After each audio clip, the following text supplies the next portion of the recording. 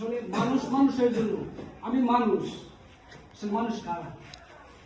আমরা সবাই মানুষ। আমরা যে মানুষ, আমাদের প্রকাশ পাবে, আমাদের মানুষের যে ইয়েটা, এটা প্রকাশ পাবে কিসের মাধ্যমে?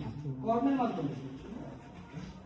আপনার কর্ম, আচার, ব্যবহার, এটা শুধু প্রকাশ পায় এই মানুষ, যে এটা প্রকাশ পায় কর্মের মাধ্যমে। তো দুনিয়াটা খুবই ক্ষণস্থায়ী। আজকে বিশাল দুনিয়ার মধ্যে আমার বিশাল বড় তালিকা আছে, কাল থাকবে না, কাল আমি থাকবো না, এই অট্টালিকা ঠিকই থাকবে। তো আমরা আসলে ক্ষুদ্র পরিসরে একটা সংগঠন করার চিন্তা ভাবনা করছি।